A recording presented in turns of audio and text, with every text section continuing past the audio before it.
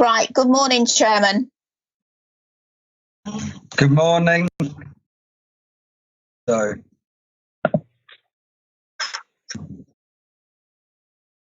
Okay. Well, good morning, everybody, and welcome to the first online meeting of Adults and Community Wellbeing Scrutiny Committee meeting, which is a formal public meeting. The audio feed of this meeting is being broadcasted by the County Council's website. And I'd like to welcome the members of the public who are listening to this online. Questions and meeting conduct. I'd like to confirm who is present.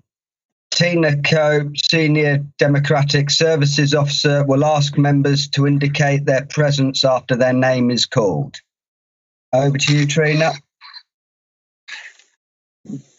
Thank you, Chairman. Good morning, members. Could I please ask you to confirm your presence when your name is called? Chairman, Councillor Hugo Marfleet. Present. Vice Chairman, Councillor Elizabeth Sneath. Present. Councillor Bob Adams. Present. Councillor Mrs. Paula Cooper.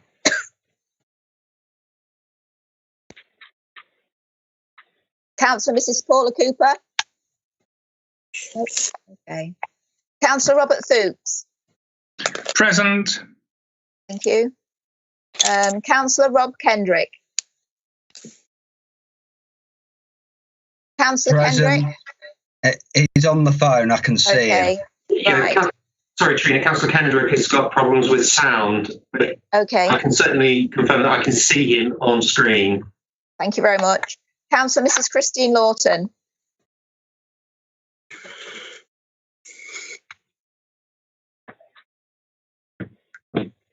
Councillor Mrs. Christine Lawton.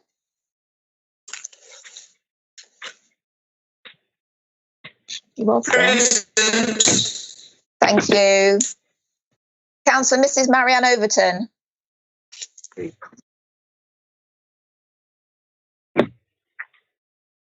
Councillor Mrs. Marianne Overton.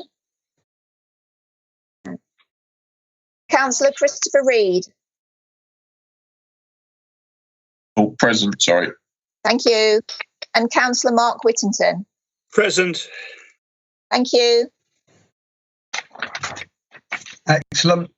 So thank you for that. We also have present Glenn Garrett, the Executive Director for Adult Care and Community Wellbeing, Chris Erskine, Lead Professional, Principal Social Worker, Adult Care and Community Wellbeing, Caroline Jackson, Performance Manager, Commercial Services, Pam Clipson, Head of Finance, Adult Care and Community Wellbeing, and Simon Evans, Health Scrutiny Officer. Is there anyone else present who will be participating in the meeting? Permission to speak? Yes, Rob? Yep, I'm present. I'm substituting for Councillor Julie Kelly.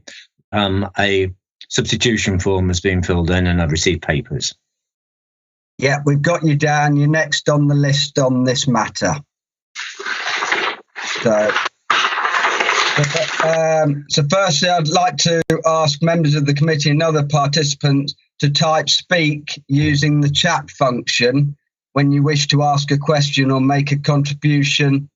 My preference is that you don't use the electronic hand up function when wishing to speak. Also, turn off your microphones when not participating. So I'll start with the agenda. So number one, apologies for absence and replacement members, please. Thank you, Chairman. Apology for absence has been received from Councillor Julie Kelly, and Councillor Robert Parker is present at the meeting today as a replacement member for this meeting only.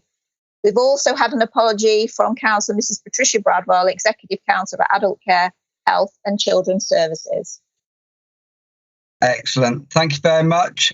And welcome, Rob, Councillor Rob Parker. Nice to see you here. And also welcome Rob Folks, who's come, I think you returned to you've been on the committee originally, weren't you, Rob? No, Hugo, I don't think I've ever been on this committee. I'm on children's, but not adults. Yeah, and it's perhaps overview, but welcome anyway. Thank you. Nice to have you here. Thank you, Hugo. Brilliant. Okay, declarations of members' interest. Do any members have any interest to declare? If anything comes up through the course of the meeting, let us know. Okay, so we'll go to the minutes of February the 26th, 2020. To confirm the minutes as an accurate record, can I ask for a proposer and a seconder?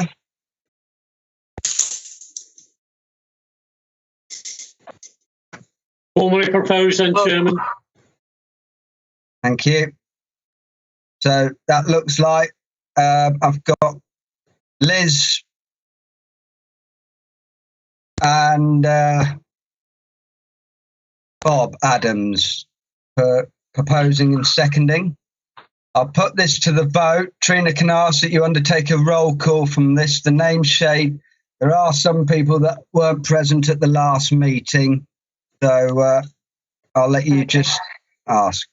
Okay, thank you, Chairman. Okay, so Councillor Hugo Marfleet, Correct. Councillor Elizabeth Sneath,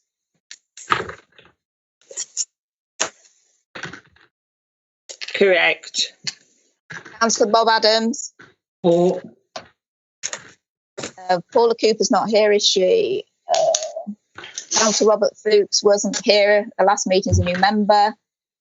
Councillor Kendrick.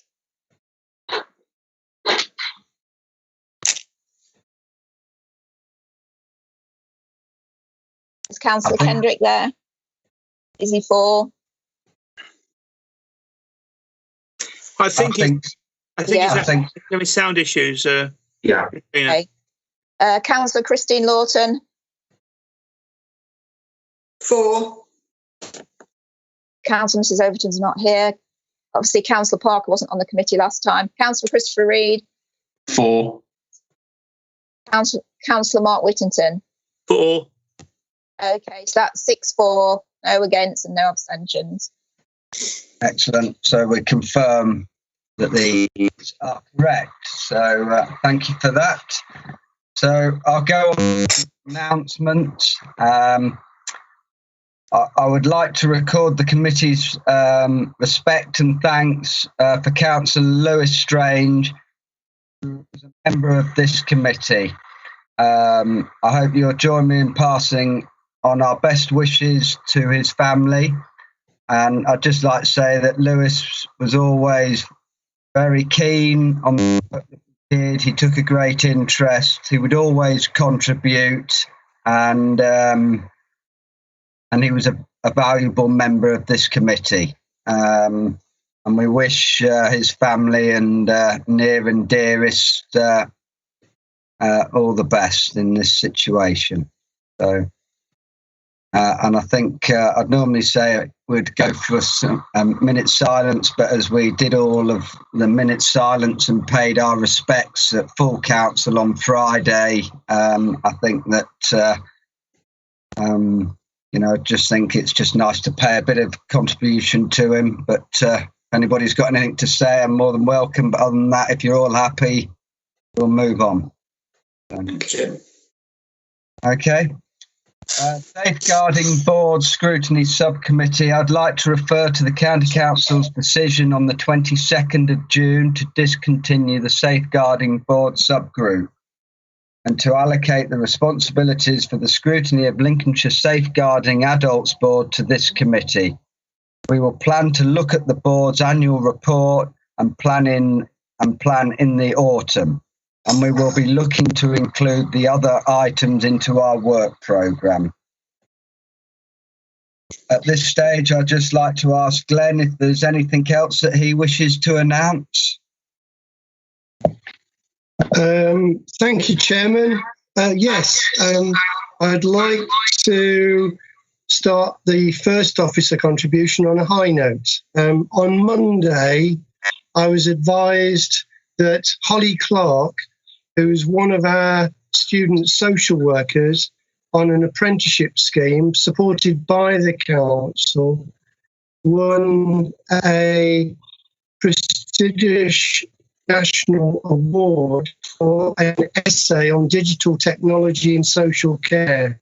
And I'd just like to pay compliments to Holly and bodes well for future professional practice in Lincolnshire, it seems to me. Thank you, Chairman. Excellent. That's very good news. So, and it's great to see the young coming through with aspirations and inspirations.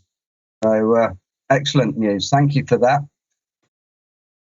Okay, I'll move on to item agenda 5, which will take us in and follow on from what you just said, Glenn. Examples of excellent working during COVID-19. So, Hello. Glenn and Chris. Okay, thank you. I'm just going to share the slide. Bear with me one moment.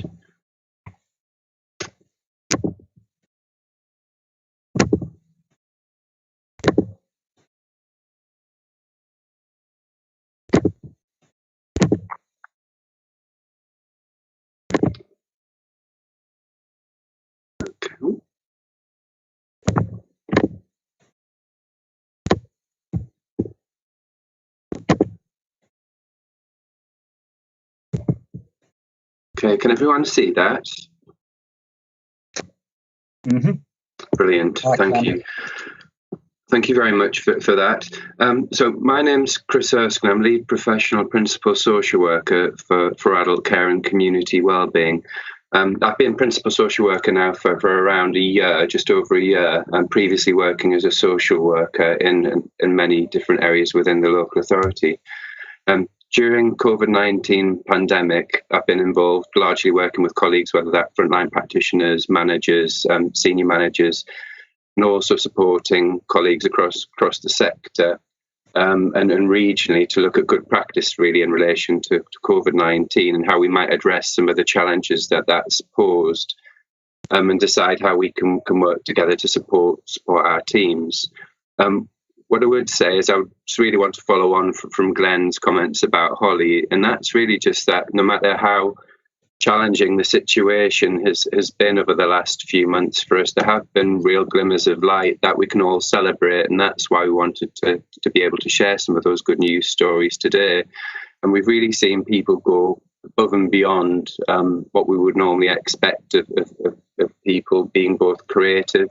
And despite the challenges that our practitioners and teams have had navigating the way through the pandemic, they've really had a stronger focus than ever on working together, being flexible, being creative, and having a real focus on people and relationships.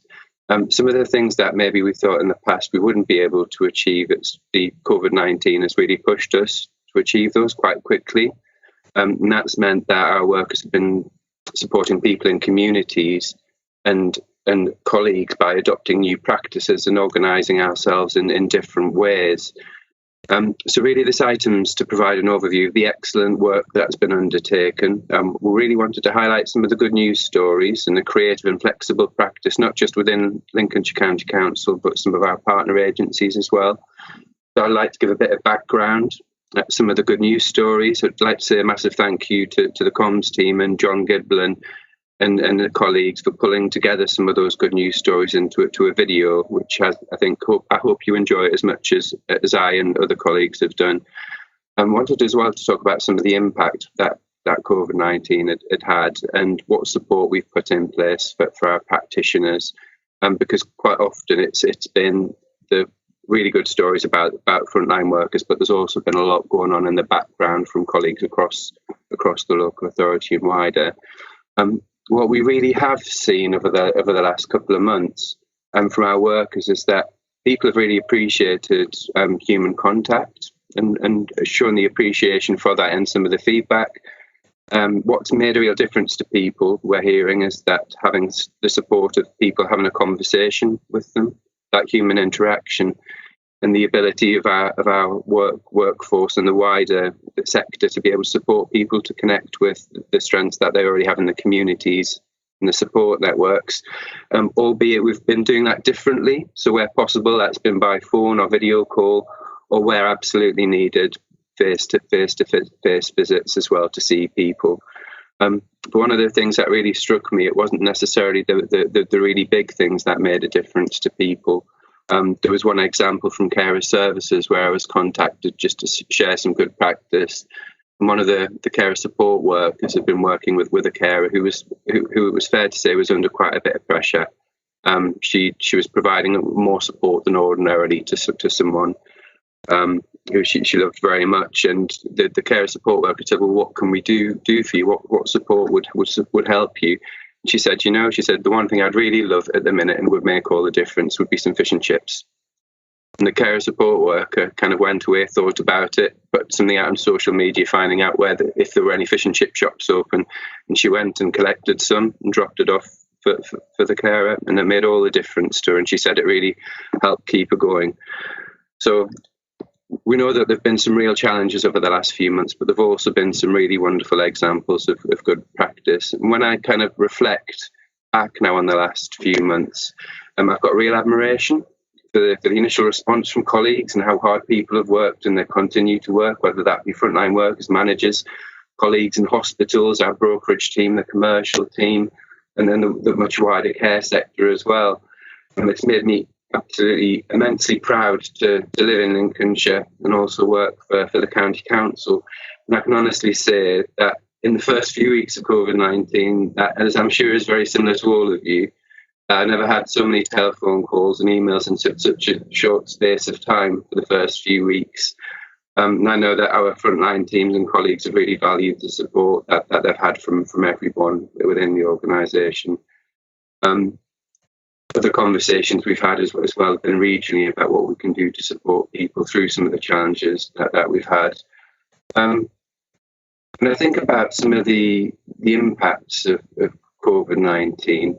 I kind of cast my mind back to the beginning of the pandemic and think about some of the legislation that came into force. And notably, from the 19th of March, there was a real push that came out from central government around discharging people as soon as possible from acute trusts so that there was bed capacity and that could be reconfigured in hospitals. And this was looking when there was, because of a potential peak in cases. So our hospital teams worked very, very closely with health colleagues and very hard to support people to get, I think it was something like 15,000 people nationally, and I know our hospital teams have been discharging 150 people a week upwards from hospitals as well. So they've been working very hard and very differently. Some of the immediate action that was needed was to really reconfigure the model to support people. So it meant staff being based in communities rather than in hospital settings, and actually moving to a model where it was a discharge to assess, so people would be followed up post-discharge and our teams would work with them. So again, I think our teams took that within their stride and met those challenges head on. And we've also had things like legislative changes that I alluded to as well to support new ways of working. And that's taken some interpretation and communicating that out to our teams. Shortly after that, I think we arrived at the point of lockdown and working from home. That's meant we had a much more dispersed workforce, and the support services that go alongside that workforce as well. But we've needed to maintain our statutory responsibilities, so we really did need to get creative in how we've done that. So we've seen things like in day operations as an example, work been done, more remotely, one-to-one work. People have been supported in communities. We've seen video yoga and Pilates lessons and things been done as well. So people have been really creative and continue to support people across the board. We've been really, really fortunate, I think, that we've had a workforce that's been flexible. And whilst there have been some challenges, they've been able to work remotely. And I think we've all got into the well-rehearsed way of working via Microsoft Teams. I think that's been extremely welcomed by our staff as a way to keep in touch with people. And I know much work has been done as well to support staff in doing that and understanding how to use that effectively as well. The staff have needed to adapt quickly, and they continue to do so.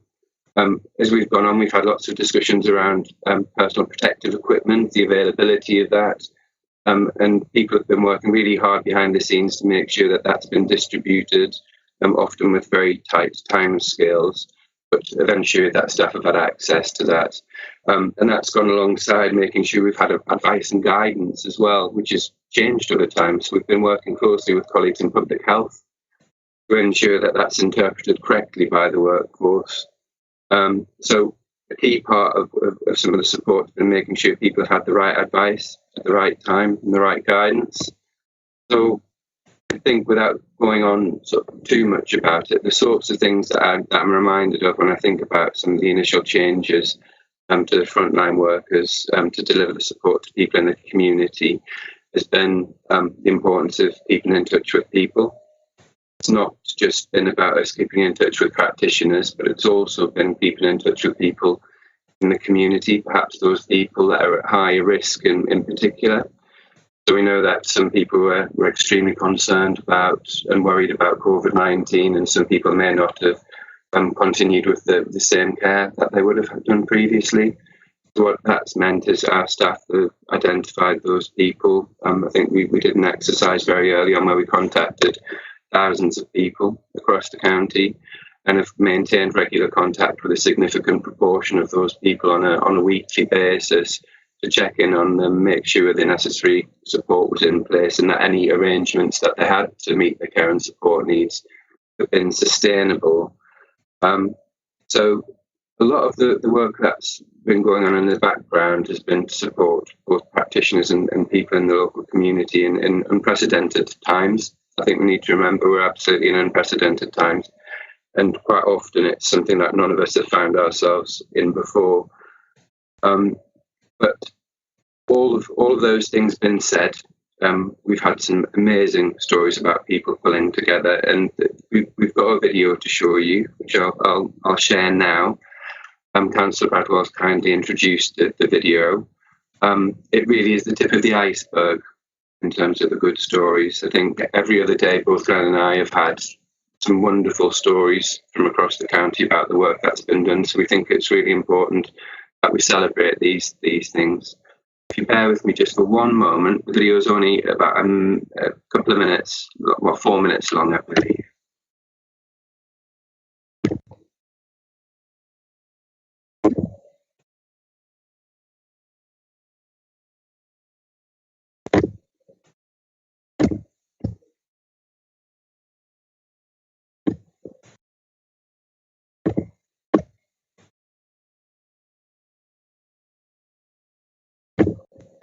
I am still here.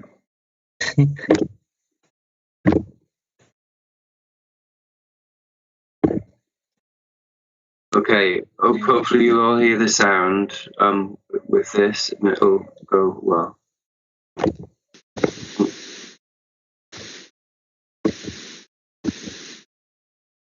The COVID-19 pandemic has presented some of the biggest health challenges we've ever had to face. It's been a difficult and worrying time, ensuring we all stay safe and healthy.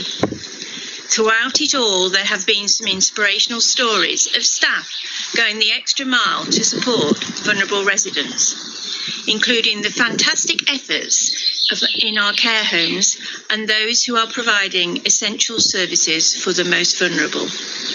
This is a small snapshot of the work which has helped our residents in Lincolnshire, and I would like to thank everyone for their efforts.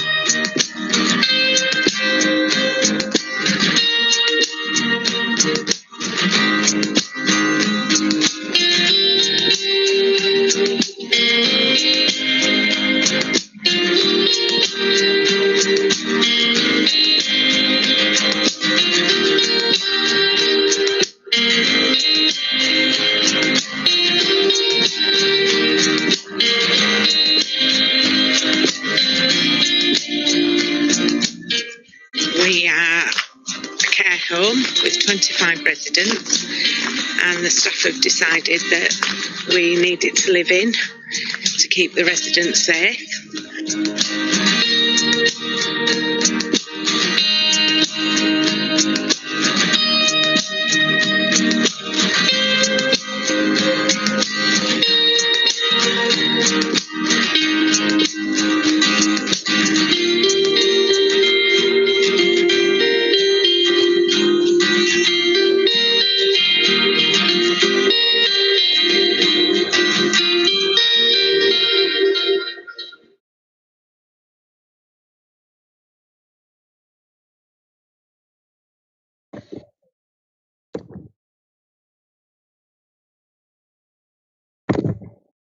Thank you. I hope you all enjoyed that as much as I did.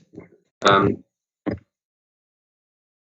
found it really reassuring to hear from all of our staff about the work they've been doing over the course of the last 3 months, and I think it's really important we celebrate that, and we will continue to do so. What I would say is, going forward, what we want to do is to ensure that we share more of these examples of the excellent work, and using them as a way of turning the challenging times that we've got into a point of reflection, and actually learning about how adult care and community wellbeing can continue to work with colleagues about what's been working well, and actually where we might want to do things in the future. I'm sure there are probably a lot of us at the moment that are thinking about how we might work differently. I think, as Glenn said about Holly's essay around the use of technology, I think that's one area in particular where we have moved forward, and we will continue to do so. I just want to say a bit about the journey in terms of the things that we've been doing to support staff. Very early on, there was a lot of work done around planning and risk assessment, and quickly putting plans in place to identify who that we support in the community was perhaps most at risk and who would need ongoing support. Very quickly, a support structure was put in place to support work around COVID-19. So that was groups such as a staffing group who've been looking at things around staff welfare, how we support staff going forward, learning and development, hospital, a particular group around hospitals, operational groups, a specific group around providers, a legal group as well that I've worked with to look at the legislation and guidance that's come through, interpreting that and about how we might apply that. And those groups have been overseen by a senior leadership team. Where there have been any issues as a result of some of those conversations, those have been escalated to that room. We've had some feedback more recently from new starters to the organisation. I think it's interesting. We've had 19 new people just in operations alone since the start of COVID-19. And I think for those people, it's been particularly challenging starting a new job. So we've been doing some work with them in terms of their experience. And I have to say, overwhelmingly, the feedback from people has been really positive. One person in particular said starting their new role has been a wonderful experience. She said the manager's been extremely supportive, and a mentor as well that's been supportive. And she said she hadn't realised how well you could be supported in a role. And she also said some of the real positives have been the access to the online training and webinars around kind of well-being and resilience that we put in place for people. So we're quite proud of that.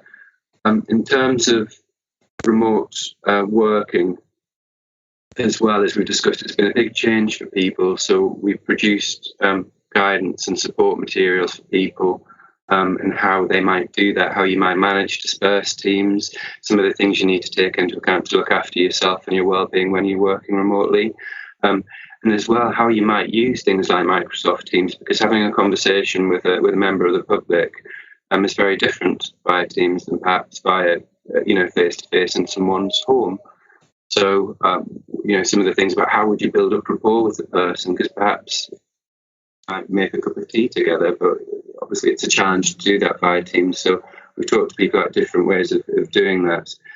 But practitioner wellbeing has been a real focus for us to support people, and we've produced, I think, over 10 different sort of guides and publications which have been developed for adult care staff, but we've also shared those with corporately and right across the sector. So all businesses across Lincolnshire as well, so that they could benefit from those resources.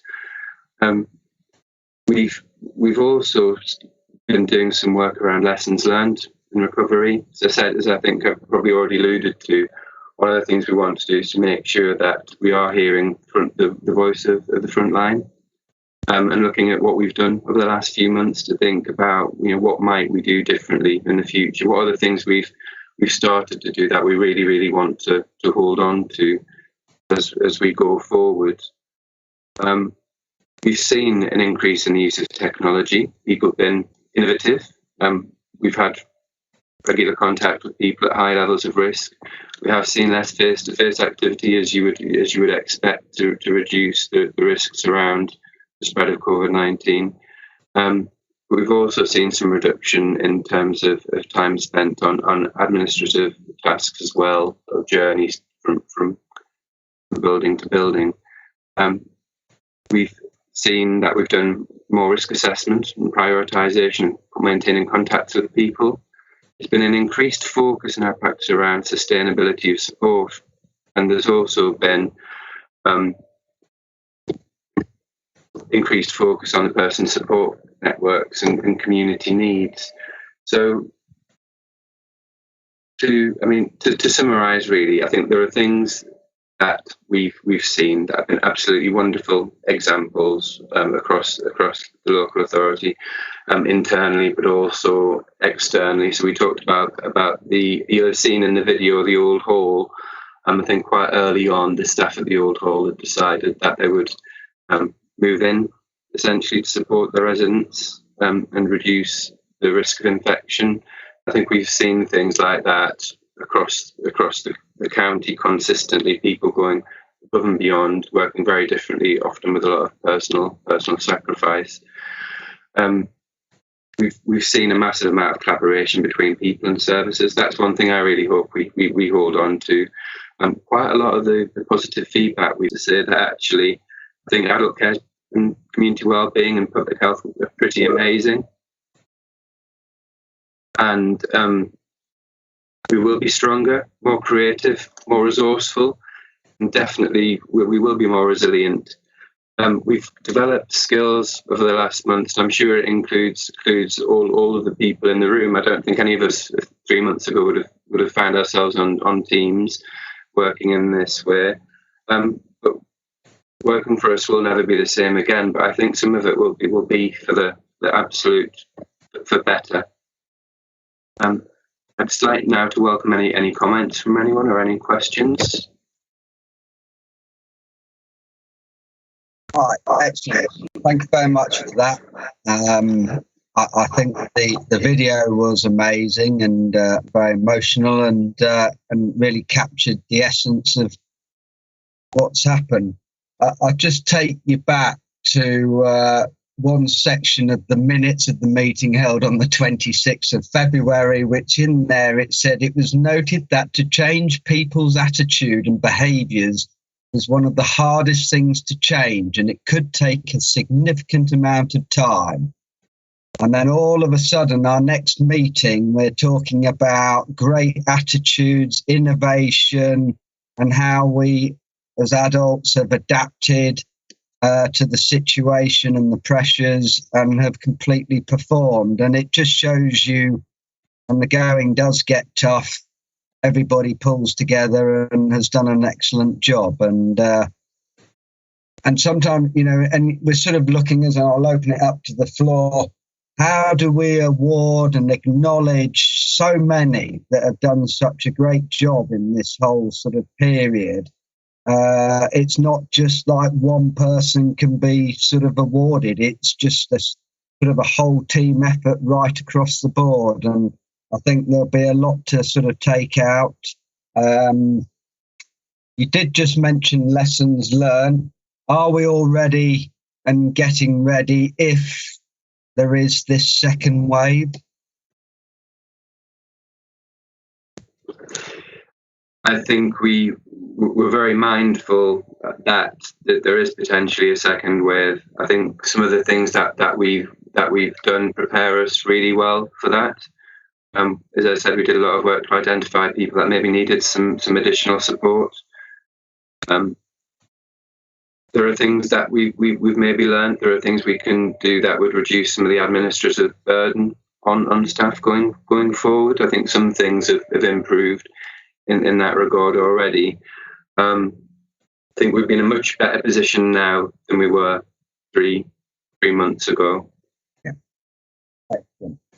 Okay, well, I've got Rob Folks who wants to speak first. Rob, are you there? Yeah, thanks, Hugo. Thanks, Chris. Very good presentation. Very enjoyable. Well done. In terms of this remote working we've been doing and the stress that puts on the Wi-Fi and mobile network, have you found that the Lincolnshire mobile network and the data network that's tagged onto it has been robust enough? And secondly, do the staff have a sufficient data allowance in their, in the council plan? That they haven't ever been constrained, have they, by data plans? And the second point is, as we figure out we're going to adopt new ways of working and so forth, are you confident that the less IT literate are not going to lose out in the future? Thank you, Hugo. Excellent. Thank you. I think those are excellent questions. I think in terms of the IT, we have seen that much improved over the last 3 months. I think there's been a mammoth effort from colleagues to work on that and improve it. I think being raised. In terms of the data allowance, we've not had any. I don't think we have any issues in terms of data allowance for staff that they're being kind of cut off, or so you can only use so much data. In terms of IT literacy, there are always going to be people that are more IT literate, both in our workforce and externally as well. I know there is a project to look at tech and the digital roadmap as well for Lincolnshire, and some of that is around education for people. I think what's really important is that not just our staff being able to use IT well, so using things like Microsoft Teams, but actually being able to have competent and confident conversations with members of the public as well. Whilst I'm not suggesting our staff, go out and give IT lessons to people, I think it's important we connect people with that kind of support should it be needed. And there is support out there. It may be that's something that needs to be considered more of in the future, but certainly where people aren't able to access IT, our staff would be ensuring that the person still had the appropriate level of contact and risks were managed. Yeah, great. And I'd just like to say well done to Holly Clark. That's brilliant news. I think, having her on the team is worth its weight in gold. That's really good news. Thanks. Thank you, Hugo. Thank you. Excellent. Glenn, do you want to just come in? Thank you, Chair. So just in addition to Chris's observations, Councillor Folks, the issue of broadband coverage in Lincolnshire, of course, is one that does continue to be something of a minority task, given that we've got better than over 90% coverage now in the county, given the level of investment the County Council made with BT going back over 5-6 years ago now. But some parts of the council area does struggle with that connectivity. So however good the kit is, if the connectivity isn't there, of course it doesn't work. And I know that, for example, Councillor Woolley and I think Councillor Hill also live in an area where coverage is not as good as they'd like. That's being worked on, but it will remain an issue for us for a while.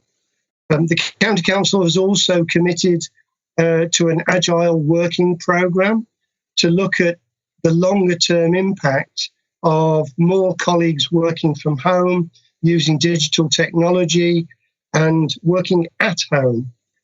We now have very few staff working in the offices that we have. across the council's activities. So agile working is probably here to stay.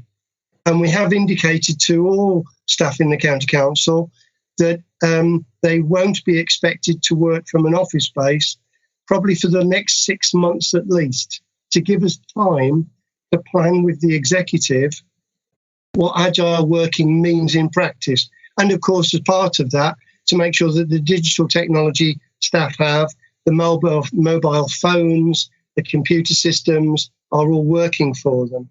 And then finally, a couple of weeks ago, Chris and I had an example of a member of staff who was talking about using social networks to connect with people receiving social care as a really good vehicle. Now, it's not commonplace that we get frontline practitioners talking about using social networks to engage with and help service users stay connected. But it was a really good insight, I think, into increasing use of all the digital channels that we have available. Thank you, Chairman. Excellent. Thank you very much for that. So, excellent. Can I bring Mark Whittington in, please? Mark, you've got a question? Yes, thank you. Thank you, Mr. Chairman. I just want to it's about agile working going forward, which Glenn's dealt with. So thank you, Mr. Chairman. I've got nothing further to add, but I've been really reassured with the answers I've received on the 4 questions that I had jotted down here. And it's great to see that actually we are going to learn from the crisis. And actually going forward, I think we can actually use the lessons learned to improve the way we deliver services, out in the community to those vulnerable people. So just a real big thanks to Glenn, Chris, and all the adult social care team for the great work they've done over the last few months. Thank you, Mr. Chairman. Excellent. Thank you. Thanks for that. So much appreciated. And Christine?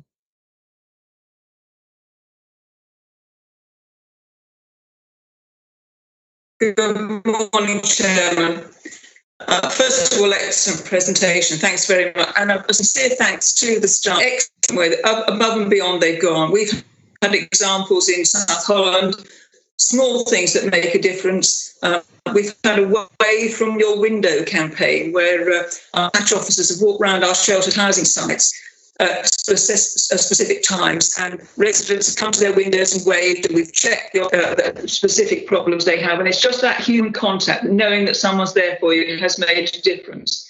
But my question was, the frontline staff had borne the brunt of this, remarkably so. Couldn't speak highly enough of them. But with this pressure of the work on them, has there been a resulting burnout or sick leave, not necessarily from COVID or positive testing, but just from burnout of the extreme pressures they're under? I think we, as part of the work we do with the staffing group, we look at, and I think it's pretty much every day of the week, we look at figures right across our staff group.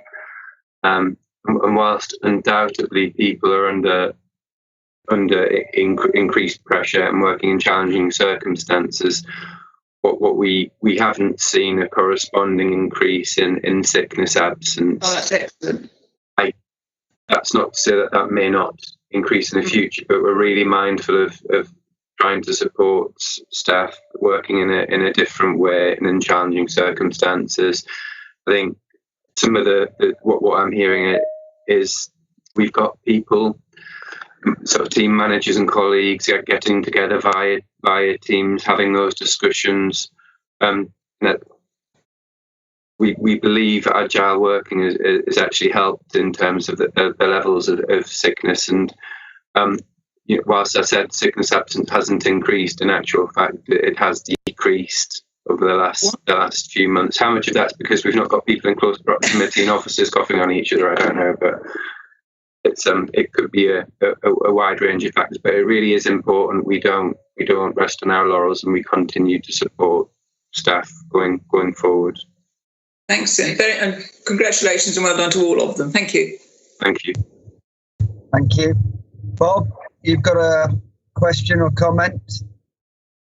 Yeah, thank you, Chairman. It's a bit of both. Can I also say thank you to Chris for a superb update? It's always good to have this, and I'll come to the point I really want to make because it does fit in with what has been said. And thank Glenn also for that update. Chairman, all the way through this, we have been very concerned about elderly people being isolated and how do we keep in contact with them, etc. I have a bit of a fear when we talk about agile working and going forward that we don't actually create a situation where we isolate our staff. And I think this is a very, very real risk. We are social animals. We are social contact animals. And I know I found this agile working when it started novel. It was different. It gave you a bit of an impetus. But over the weeks and months, I am now missing that social contact with. I think it's about balance in terms of that ability for people to have human contact and supporting our staff in a safe way. I know that offices aren't just a building or a space. It offers people the opportunity for challenge, support from colleagues, and also for an opportunity for people to debrief as well in a way which may be not the same as doing something by a Microsoft Teams. So I think, people have found it a challenge. Some people have found working agile in a more agile way, working remotely, has been really positive for them. But some people have found it more challenging, and having that ability to bounce ideas off each other, being able to support someone in their practice, provide professional challenge, it is really, really important in my view as principal social worker. I say thank you for those very encouraging words coming from Chris, and that he is well aware of that particular issue. I do thank him for that, and thank you, Chair. Yeah, no, and I completely agree with you, Bob. If we don't watch it, we go back to isolation and silos. And I think it is about getting the balance between seeing people, always say social networking has huge benefits, and even just meeting people in corridors and things like that. So there will be a balancing act, but at least, and I think there'll be some great benefits. Brilliant, thank you for that. Rob Parker. Hi, Rob. Yep, thank you. I'd like to join in with other councillors who've already spoken about the presentation given by Chris. Excellent example of excellent work. So we recognise that the adult care sector workers side by side with the NHS, and I say that because everybody knows about the Thursday night banging in order to recognise the important work that the NHS did. And there was a feeling sometimes as adult social care workers haven't had that same recognition in the public eye. And I think that we've gone a long way in this presentation to balance that. And, the examples quoted that one thing that I would have liked is the presentation to be in writing as well.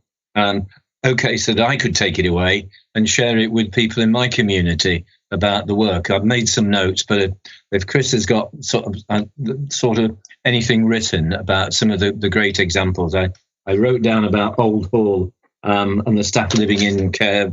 So yeah, I'm really on side. We certainly do.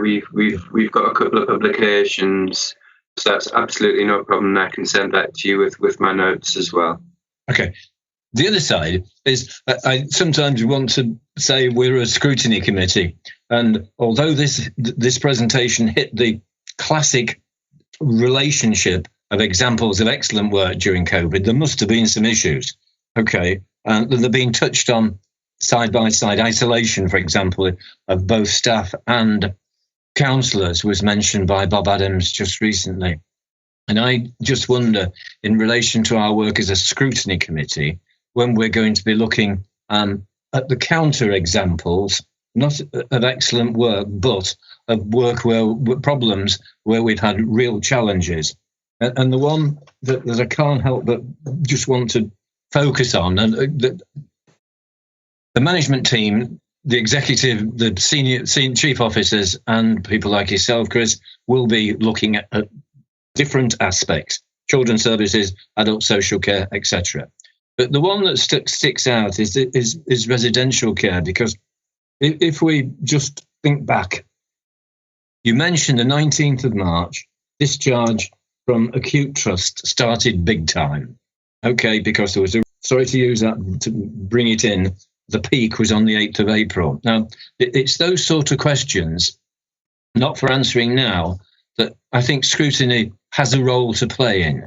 I really do, because it's something that we can't move to a new world until we've examined the old world and the procedures that we had, including our role as what we might call deliverers of national government edicts, because it was the national government that decided on discharge from acute hospitals. It was them that decided on whole care home testing. Okay, so I'm just interested both from, well, the chair particularly, and Glenn and yourself, to give me some thoughts about what can we expect and when, to go side by side with the excellent working is, hey, we had some issues. You going first then, Chris, and then Glenn? Yes, sorry, beg your pardon. It has been challenging. We've worked really closely with the NHS and our partners to ensure that care homes have been protected as they can be. We have had some of the lowest numbers in the country in terms of impact on our care homes. But I think we would be happy to bring those details to a future meeting. I would invite Glenn whether he would like to comment on that as well. Thank you, Chairman. Yeah, and a really important point in terms of lessons learned, and also an opportunity to make sure that those lessons we pick up as soon as possible in the light of the possibility that we will be facing a second wave, or possibly even a third, over the next 3 to 6 months. I suppose one of the things that really helped was the fact that we did have low transmission rates in Lincolnshire, at less than 2%. What that meant was that we were able to continue to provide a good level of home care support, and we only had a low level of exposure of COVID-19, with a number of care homes going into isolation being relatively small when compared to many of our counterparts elsewhere. I think 2 factors immediately come to mind as contributions to that. One was very early on in March, we agreed with our NHS colleagues a hospital discharge protocol, which meant that people being discharged were discharged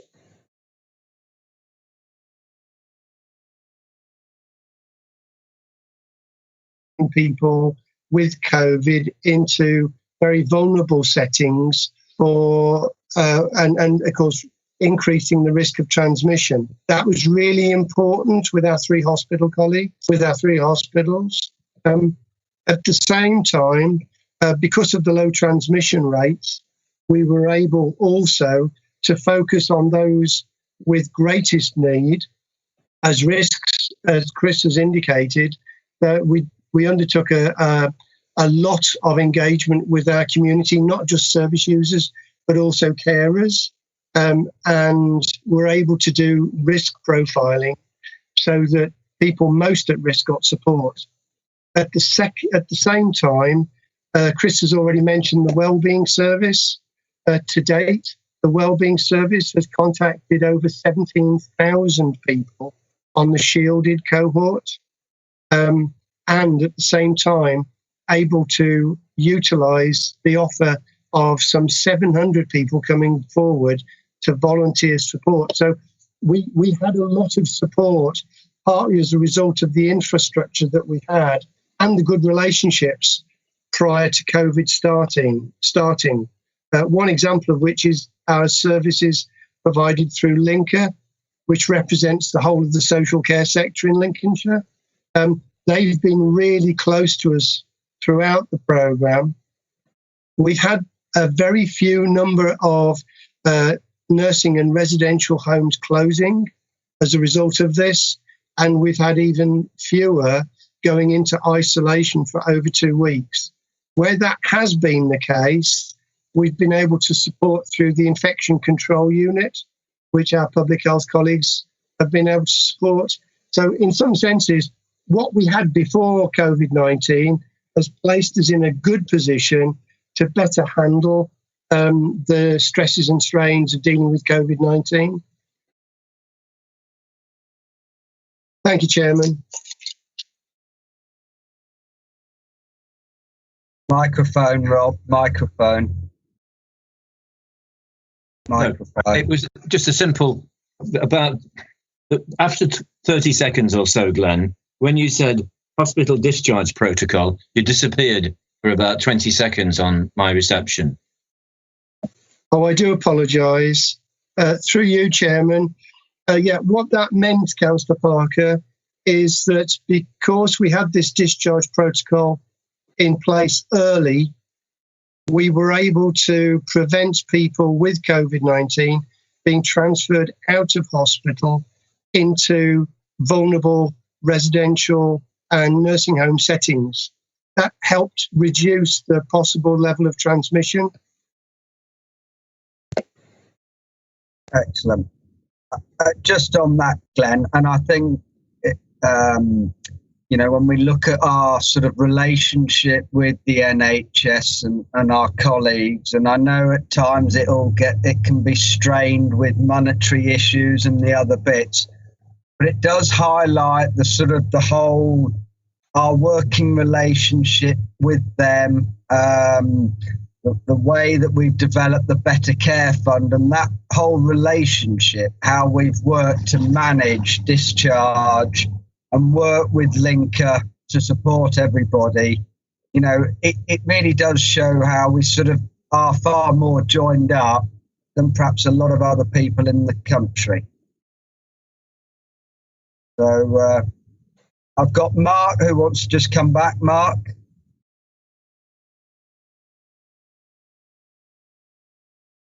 Yes, thank you, Mr. Chairman. Actually, before I make my two comments, I may need to record some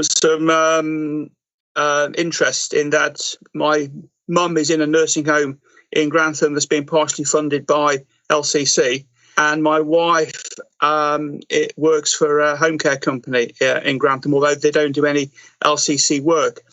Just to go back to the point about residential homes, at the care home that my mum's in Grantham, they actually went into lockdown before the actual lockdown was announced nationally, several days beforehand. They've had all the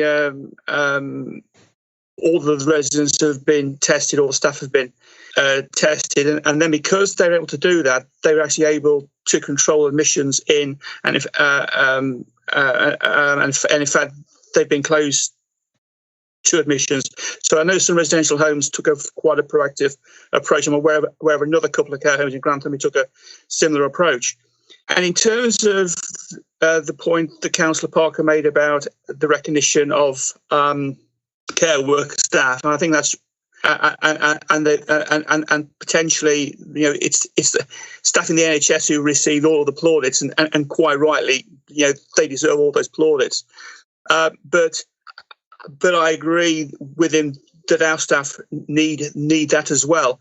I'm happy to report that my wife has reported back to me that on three separate occasions, when she's been either going to or from work dressed in a uniform, members of the public have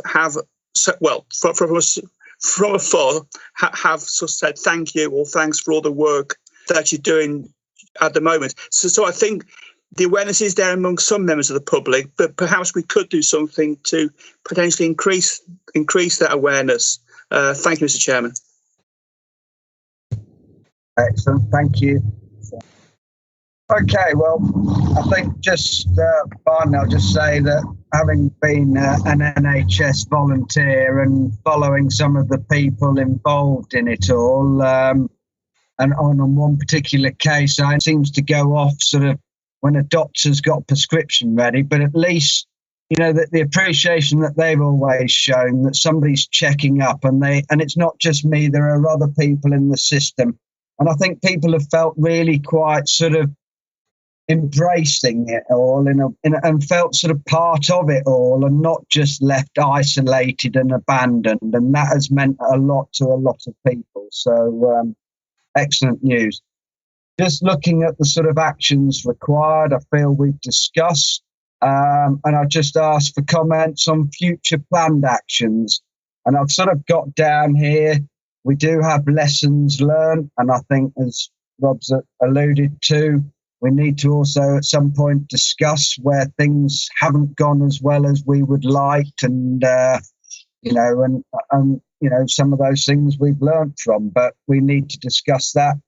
And some of these new benefits and new ways of working, remote working technologies, and with like special needs, how we've done one-to-one care.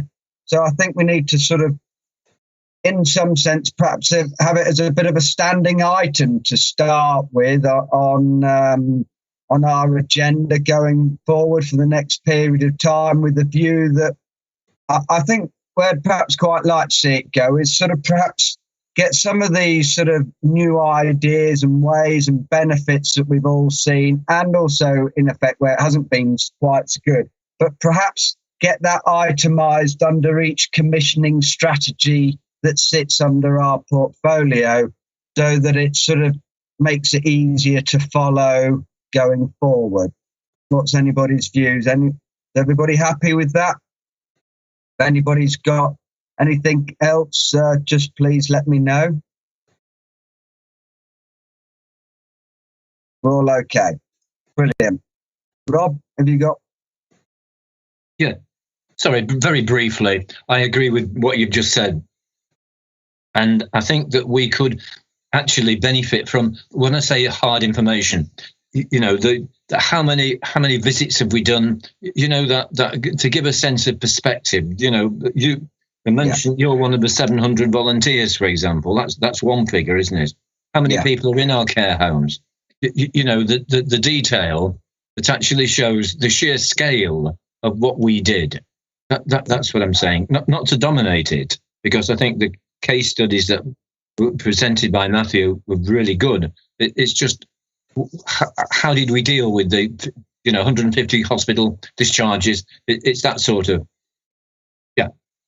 review. Yeah, no, and it might pay that we do have a bit of a page on the website which puts those hard facts in, puts the video up, and maybe even people can just put comments of appreciation. I don't know, but yeah, I'll leave that one with Glenn and co to figure out. But I think that's very good, and I think really, I think from our committee we just thank everybody for and appreciate throughout the whole world of adults and community wellbeing what great work has been done, and we're very much appreciated. And I think many people in society are massively in gratitude and in debt for all the hard work that's been done. So thank you very much all, and brilliant job. Thank you for that, Chris, as well. Thank you very much, everyone. Okay. Right, we'll move on to item 6 then, Adult Care and Community Wellbeing Performance Report Quarter 4. So welcome, Caroline Jackson. Thank you, Chairman. Hopefully on page 15 of your pack, you'll see the performance report for your consideration. The report outlines performance compared to targets for indicators in the Council Business Plan for Adult Care and Community Wellbeing as at the end of Quarter 4, 1920. So just as the pandemic was starting. So what the report includes is a summary of performance against each target for the year, and that's in Appendix A. And then in Appendix B, we have a full analysis for each indicator over the year. We've only been able to report on 19 of the 24 measures under the commissioning strategies in this report. The 5 that we're unable to report on are primarily due to extensions in statutory reporting deadlines in relation to COVID-19. So we've been given additional time to undertake that reporting because of staff obviously working on COVID-19 related issues nationally. So that's it's changes to deadlines that have impacted nationally. So of the 19 measures that we've been able to report on for Q4, 16 of those are either on target or exceeding the target, and we have 3 measures that are below target. These measures that you will see are the first one being the percentage of alcohol users that have left specialist treatment successfully. Again, that was discussed at the meeting of the 26th of February. In detail, and I can confirm that the target for 2021 has been changed to reflect a more appropriate target of 35% compared to a current target of 40%. Similarly, the Chlamydia Diagnosis was also discussed in the February meeting, and it's agreed that this measure will be removed from reporting next year, whilst an appropriate measure is developed in line with the new sexual health strategy. And finally, the people supported to successfully quit smoking, just to note that the figure reported in Q3 document was 504, was actually incorrect and not a cumulative figure and should have been 939. There is a 3-month data lag, so this performance actually represents end of December 2019.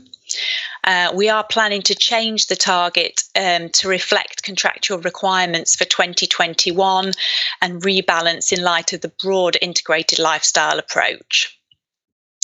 So they are the 3 measures that are currently behind target.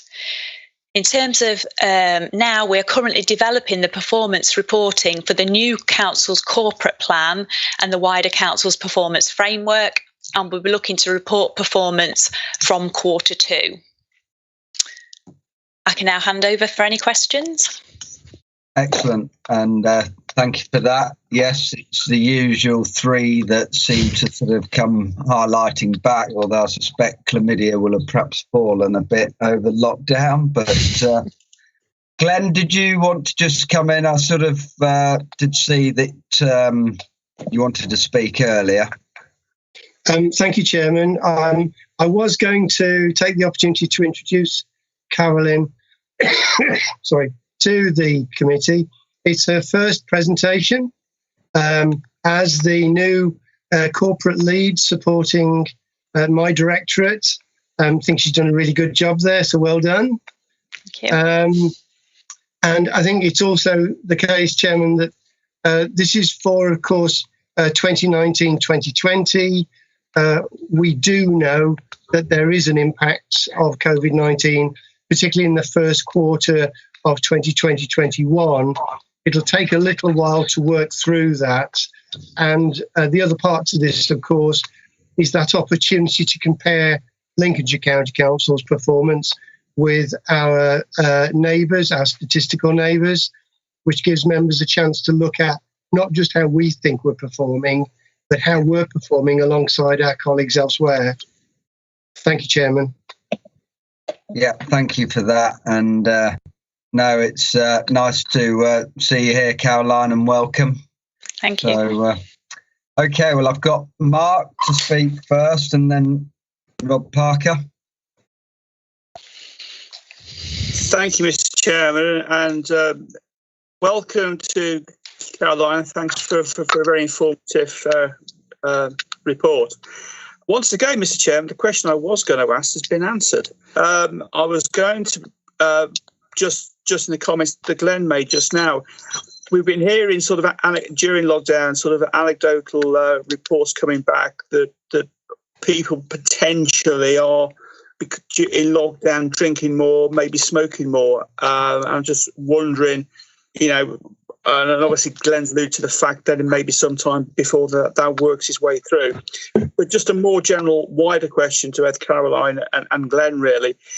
Are there any other aspects of health and wellbeing performance and these performance tasks that potentially could be impacted by the effect of the present epidemic. Thank you, Mr. Chairman. Thank you. Thank you. Chairman, if I may, yes. I can see Caroline's making notes as well. So 2 examples. We know that there has been a drop in the number of safeguarding contacts as a result of fewer visits, for example, being undertaken, more people shielding at home. We don't know what that means in practice, but we would have expected to see more safeguarding contacts in the first quarter. The second area is that members may have seen some national reporting regarding incidences of domestic abuse, which appear to have increased nationally with a number of hotspots around the country. I should say that the latest data that we've got for Lincolnshire is that does not appear to be happening here. So just 2 examples where we know there has been a change in the pattern of referrals and contacts. And then the final example, probably for me, is that our wellbeing service, of course, was redirected to support the shielded cohort, as I've mentioned earlier. Now, that could mean that we have a spike of demand once the government's programme for shielding people in the community is cancelled, which is due this month. It's the 1st of July, this month. So again, we're doing a piece of work with our children's colleagues to look at possible demand spikes in the next 6 to 12 months and trying our best to prepare for them. Thank you, Chairman. Brilliant, thank you. You got anything further, Caroline, to say? Or yes, if that's okay. Yes. Yeah, just to follow up on what Glenn had said, I've been heavily involved in the data relating to the shielding group, and we're working really closely, as Glenn said, with the Wellbeing Service and with the work we're doing around demand management. To ensure that we can see, as if we can start, the thing as well for me is starting to look and see as, again, it's around seeing as the lockdown eases, as more older people start to access either routine appointments, either at hospitals, or they're more out and about in the community, and they're more likely then to maybe have trips and falls, and whether we see any kind of spike in the kind of admissions to hospital, and then reablement services. So as lockdown eases and people start to ease themselves back into their communities, it's looking at all of those kind of impacting factors. And as Glenn says, we're monitoring that really closely so we can adjust and tailor and move resources around so we can see what's happening. Excellent. Thank you, Mr. Chairman. Is it okay if I just come back with a quick follow-up, please, if possible? Yes. Thank you, Mr. Chairman. And I think Caroline actually began to allude to it with the final comments that she made regarding the shifting around resources, because I would guess potentially if there is going to be more demand that could be identified as a result of this exercise, that potentially we may need to identify a source of resource, and I mean financial resource. So I'm just wondering, just a bit of reassurance around that, because I know potentially there is Pam Clipson also in on this meeting, who's our finance lead. So just a bit of reassurance that. And I know that Pam's got a really detailed financial model for forecasting adult social care demands. So just some reassurance that all of this will be built into all of those forecasts and assumptions. Thank you, Mr. Chairman. Thank you. Hi, Chairman. It's Pam Clipson. I'll pick it up under the finances, but yes, we have got all of the either by service user or provider cost monitoring of COVID-19, and we monitor that every day and provide what has to now been a fortnightly update in CLT, but because of the level of assurance of the systems we have in place, that's now going to monthly. But I can pick that up a bit more under the finance section. Excellent. Thank you. Rob? Thank you. My question relates to smoking, quitting smoking, and it's the stuff on page 33, just for reference. I suppose the starting point really is the statement that the rate of successful quits has been reducing in Lincolnshire, comparable to the national trend. Okay. Now, the question really is, if we look at smoking as opposed to non-smoking, then in essence, is the national trend still reducing? In other words, are more and more people who were smokers not smoking, and complementary, young people are not taking up smoking? So in other words, if the number of successful quits is reducing, is it in line with the number of people that are smoking? Because that's the relationship that I'm interested in. So that's my first question. And the second one is, what can we learn from Lancashire, given the fact that they seem to be in a different league to everybody else, not just, not Lancashire and Nottinghamshire, with their 3,323 successful quits, which is 1,300 above ours. Now, that's not to say we're not doing a good job. I'm just trying to get a feel for what could we learn from Lancashire and perhaps Nottinghamshire. Okay. Okay.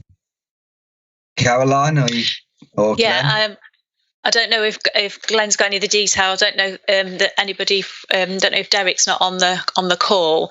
I suppose I think what would be helpful as well is being able to see some of the more up-to-date data, because this is quite old as well.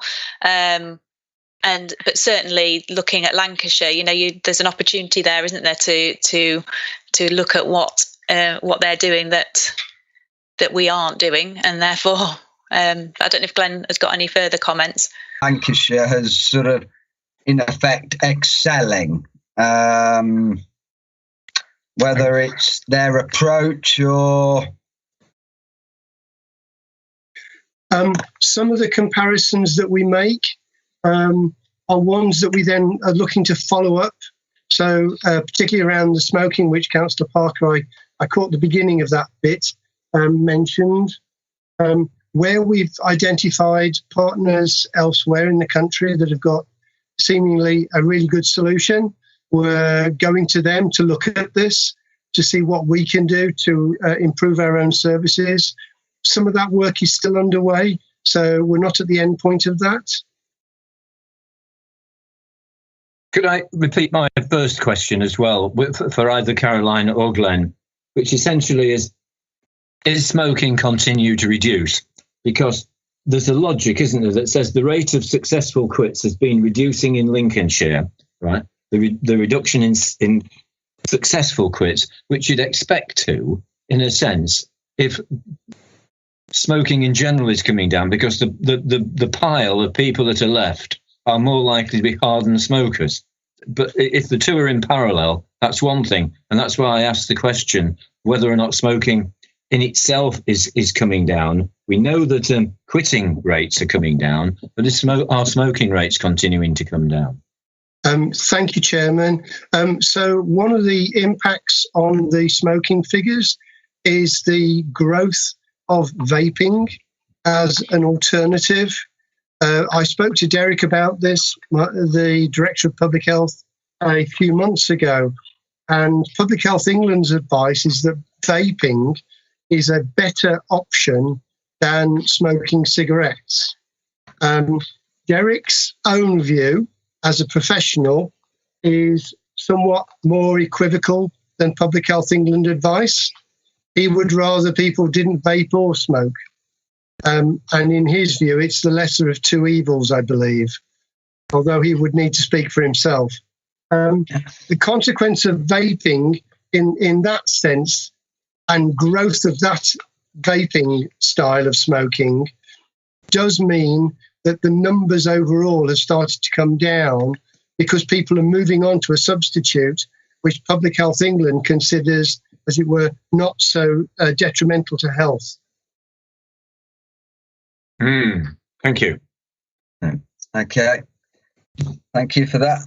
Liz? microphone. Yeah. Thank you, Chairman. Thank you. And welcome to Caroline. Just thinking here in overall, us looking at these is almost pointless, because as we move through this pandemic, every single indicator is going to be affected by what we're going through, what we've gone through, and what we're going to face. And it may take years to get back to what we have here, if we ever do. This is historic information now. The world has changed. I'm sure smoking and drinking, for example, are going to be impacted for long term. And I wonder, I don't know if we'll ever get back to what we've achieved with this.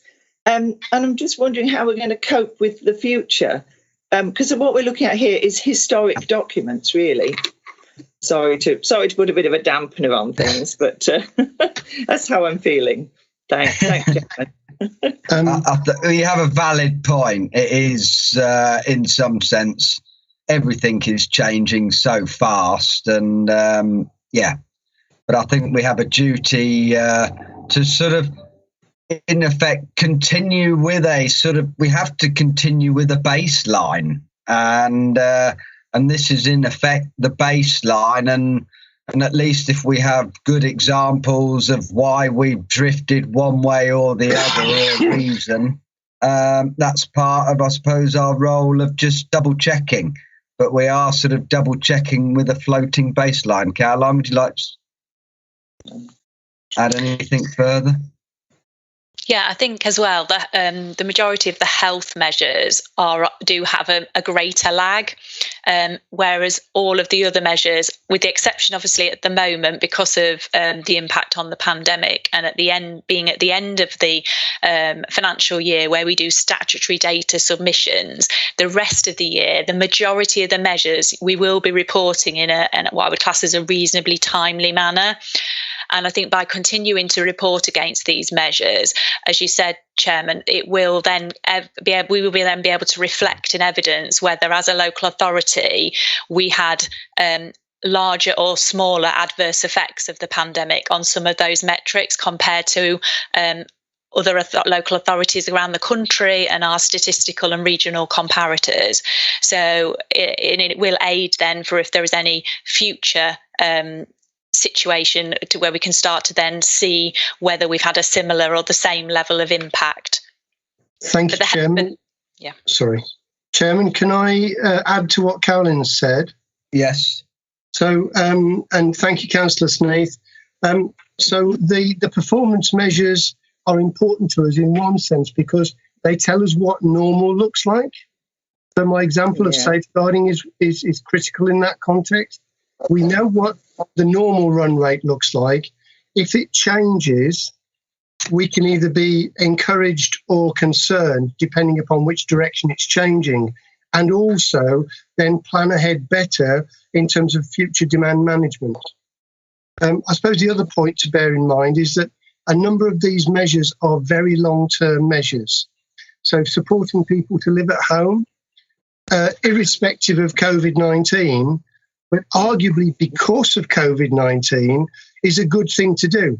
So if there are more people in their own home and fewer people in residential care, it's the residential care settings where the highest levels of transmission have been experienced and the death rate has been greatest. So you could see some of these performance measures actually being really good measures to address future possible pandemics, because we ought to be trying to encourage more people to live at home, which is where typically they want to be.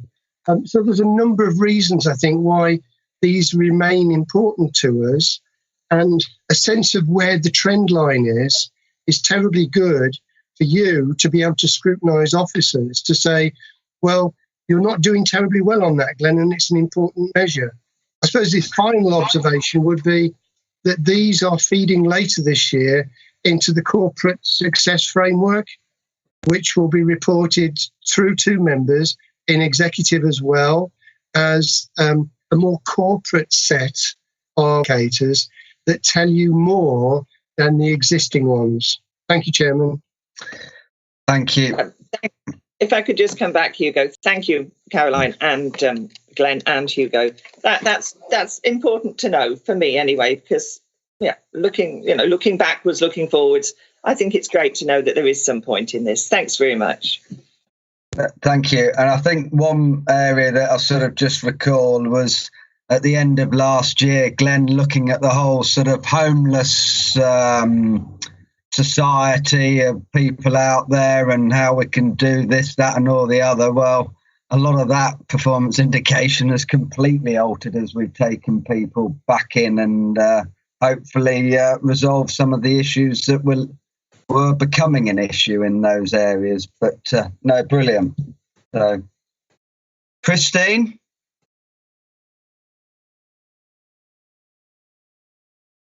Thank you very much, Chairman. Let me just get. Apologies for the delay. On the question of stats, I think in future we will probably have in brackets afterwards PC for post-COVID rather than politically correct, and also PC1 or PC2. If God help us, we get further pandemics to follow up. It was just mainly an aside. My microphone seems to be going very strangely. Can you hear? Yes. Yes. Really, an aside for Glenn on the smoking stats. And I'm not in any way advocating smoking, but I think it's a poignant irony that it does seem that nicotine smoking has had a slightly positive impact on survival rates. Whilst we are, of course, trying to get smoking down, I'm a reformed smoker of 40 years ago, but it does seem ironic. I think particularly in France, they've carefully worked out the stats that heavy smokers have had a slightly better survival rate from COVID-19. I don't advocate it in any way. I just think it is rather poignant and ironic. Thank you.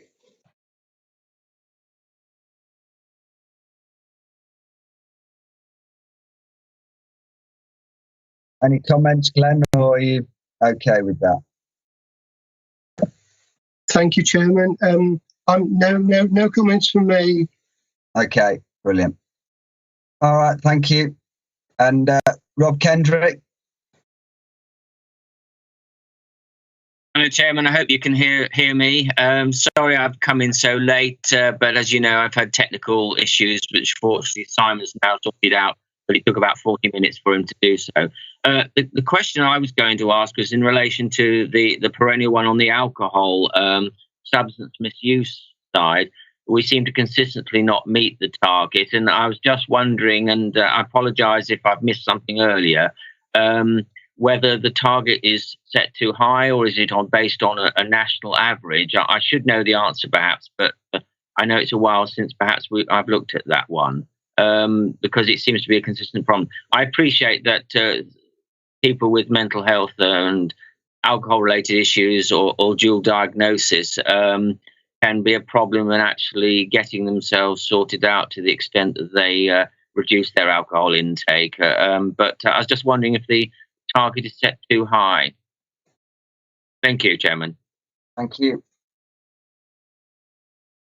Caroline or Glenn, any comments? Yeah, as I mentioned in my report, the target has been reviewed, ready for next year, and it has been reduced to more appropriate 35% instead of the current 40%. Thank you, Chairman. I obviously missed that part. I apologise for not being here. No worries, that's fine. Okay, well, I think that's been very useful, and I think I suppose the only question it really says is that are we all relatively happy with the way it's all going? I think that there's sort of perhaps one thing which perhaps does, when we start off with Q1 as we progress forward, I think it would be good when we have sort of such extreme, well, I say such extremes, but like the sort of the smoking one where we have Lancashire and Nottinghamshire that somehow seem to be well performing over everybody else. If prior to sort of when we come, if we could try and sort of get a bit of a summary of why those councils seem to be doing slightly better job. If we can bring that into sort of bit of a summary next time. And I think the other bit, which we perhaps ought to just bear in mind, I think when we do Q1 going forward, is in a sense, if we do have what I like we have discussed, sort of financial and where other benefits of other areas have had to sort of, we've had to put resources because of the situations with COVID that have sort of put extreme pressures on areas, or completely those areas haven't been.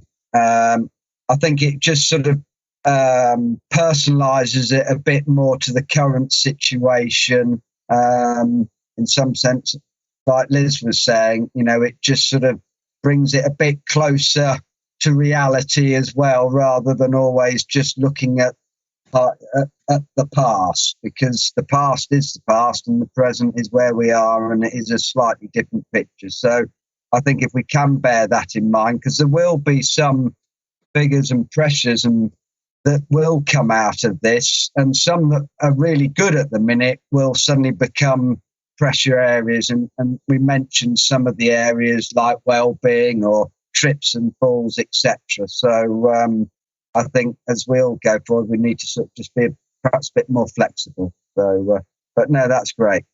Anybody else got anything burning or any other thing? Are we all okay?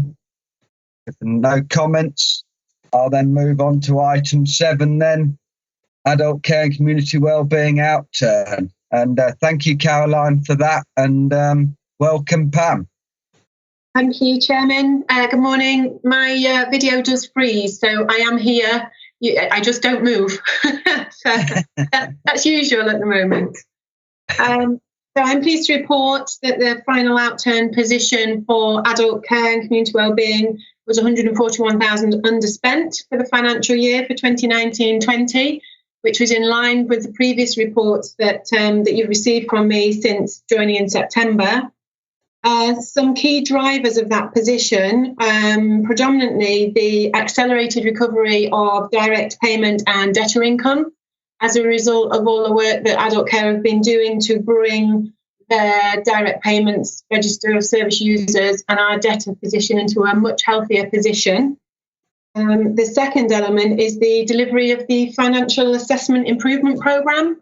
And I brought a report in April on what we've done with that, which enabled our financial assessments to be completed within the 28-day majority. That had a positive impact on our income in 2019-20.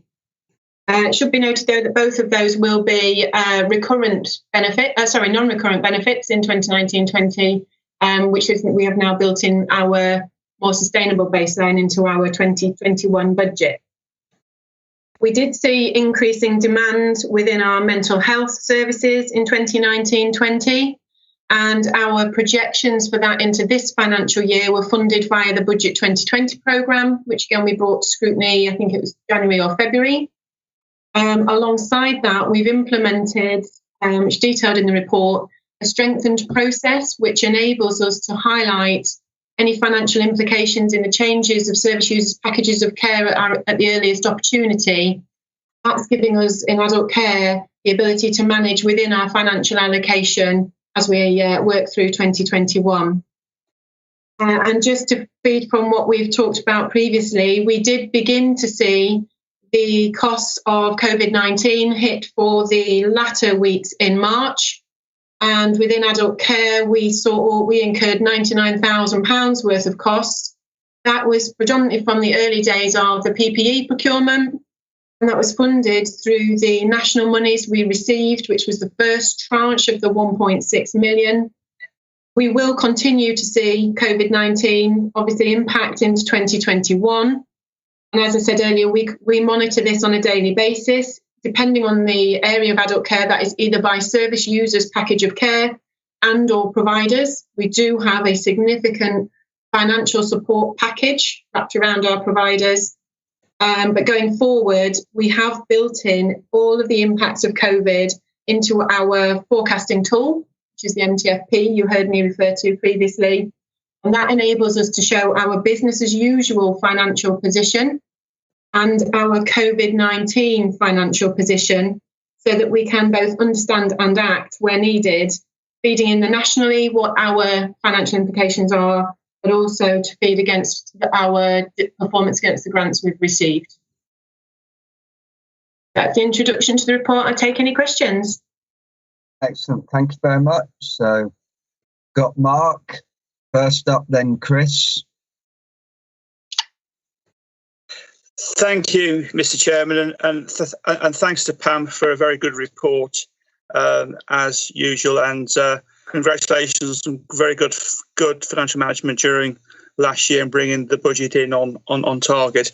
And thanks again for your comments on the impact that COVID-19 might have upon activity going forward and on the baseline, because I guess one of my concerns, and I think is, and I know that both yourself and Glenn and everybody in the team will be aware of it, is the fact that post-COVID we might actually find that we go to that we move from our present baseline level of activity to a higher one that may very well over time become permanent, obviously with an impact on financial resources going forward.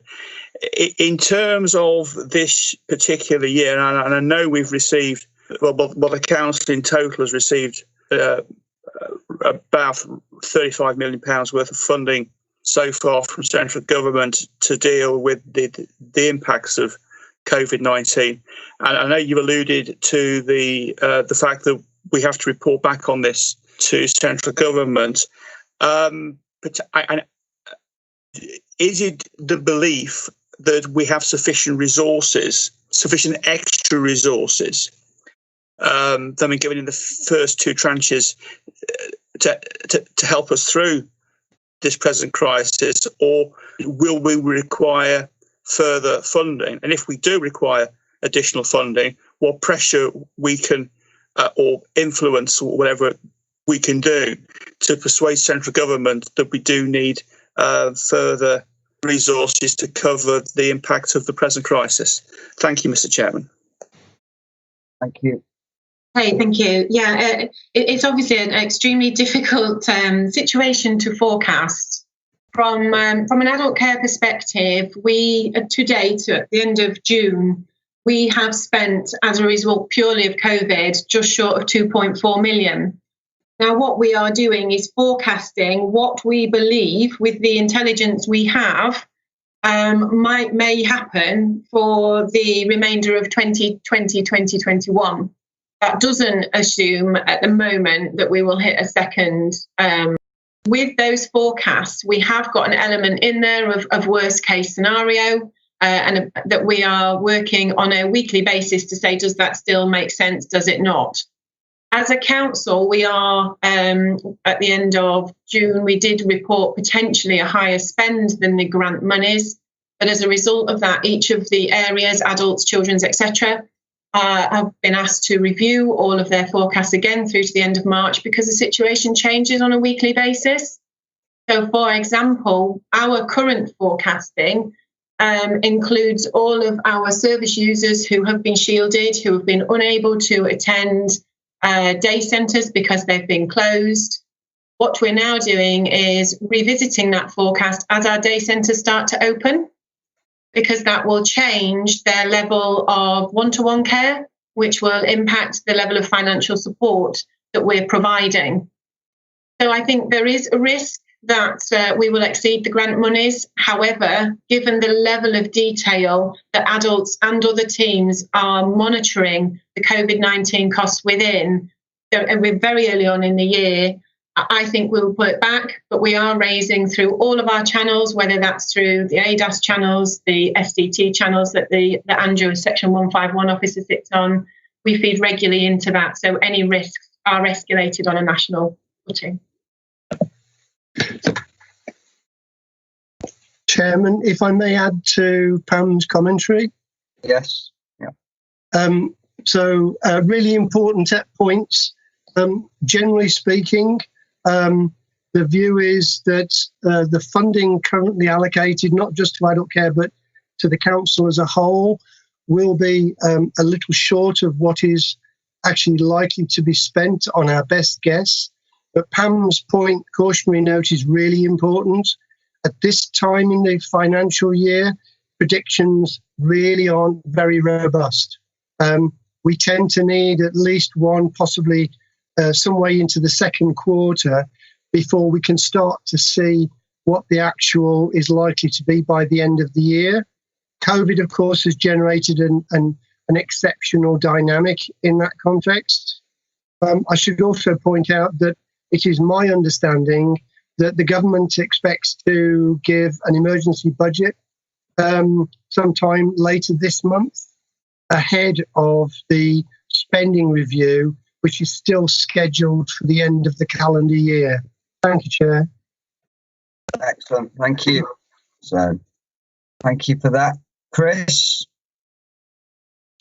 Thanks, Chairman. To be honest, I think Glenn's gone through most of what I was going to say there in terms of the difficulties trying to plan going ahead for the next year with everything going on, on top of normal. So I think come this report next year, I think we're going to end up with something not quite so accurate to the budget as perhaps we normally are. So it was more sort of how are you sort of planning on managing that sort of uncertainty that is in place, and obviously not knowing what happens if there's a second wave and things like that, and being reliant on exceptional funding and things. Obviously, I assume is not really a position you really want to be in, but it's just how do you sort of manage that going forward? And, is there any particular area you're most worried about in terms of trying to plan a budget for the next sort of year? Okay, so as part of the council's budget programme, we've had to work through all of our costs in the medium-term financial plan, which takes us now through to the 31st of March 2024, and that includes our assumptions for COVID-19. So what we've done in adult care is literally built it up either from service user or provider, depending on what service it is, or contract. And then we've done a sensitivity analysis, which best case, worst case, likely case scenario. The difference between the three areas then brings in what we believe the financial risk to be. So, for example, I think by far the risk that we would be most concerned about, but we have significant monitoring in place, is our social care market. So we have had a sustainability fund in place with our commissioned providers from the beginning of the COVID-19 outbreak. And what that means is, with the money that we receive from the government, providers have come to us on a weekly basis with the costs that the additional costs that they're experiencing as a result of COVID-19. And then as adult social care, against the criteria we put in place, we have reviewed those costs and provided financial support into them. That's really been, up to now, the emergency situation of additional staffing, PPE, that sort of thing. But actually, as we progress forward, the challenges that the social care market are starting to see revolve around things like insurance premiums, the impact that they're seeing, and the cost increase that they're seeing, and also the reduction in the self-funder market. And both of those are portraying financial difficulties for them, which will knock on into us. So again, we've done some sensitivity analysis. We're monitoring the occupancy rates now within our care homes, both for LCC-funded service users, but also now self-funders. And all of our providers are happy to work with us on an open book approach so that we can work with them to understand their financial difficulties, and that we can then best use the money that we've got to support them for a prolonged period of time. That's great. Thank you very much. Excellent. Thank you for that. Rob?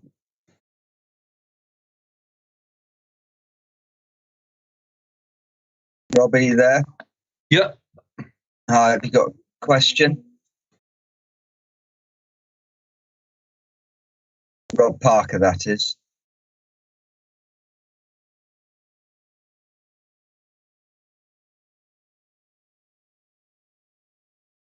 your microphone, Rob. Sorry, not getting used to it. Okay, thank you for your patience. Page 74, below the box. I'm just interested in the idea about the nearly £2 million of accelerated recovery of income. The word accelerated, it's as though we decided to go faster. And I wondered what the circumstances were that meant that we were going slow, if we can accelerate and bring in £2 million, because that £2 million was pretty significant in relation to the general shape of the budget. And is it a one-off, or are we going to continue then to get the benefits of that?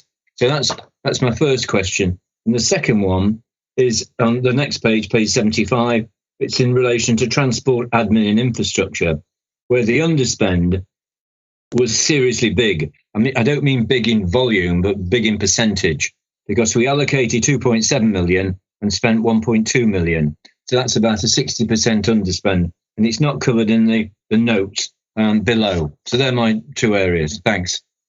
Yeah, no problem. So if I pick up the income first, we've used accelerated income because it's higher than we were managed to recover the income quicker than we originally budgeted for. And I think the budget programme was originally set in 2018. So actually the work that we've done on the systems that we alluded to in April, the ability for us to actually focus a number of our DP audit team and our finance team into accelerating our programme is that what generated that level of income. But as I did say earlier, it is only a non-recurrent. What we wanted to be able to do was provide our financial year of 2021 as a sort of a clean sheet, if you like.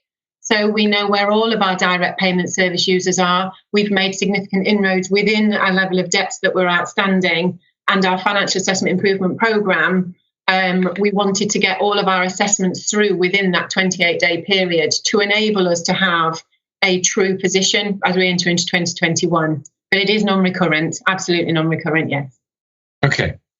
And the second point you had around about the underspend within specialist adults, again, the 1.5 underspend is actually supporting the overspend you'll see a bit higher up against the residential in particular. And what we've done as part of the Budget 2020 programme, which we brought in February, I think it was, to adult scrutiny, we've realigned the budgets now, again, to reflect the work that we'd undertaken as part of all of the programmes we've just talked about.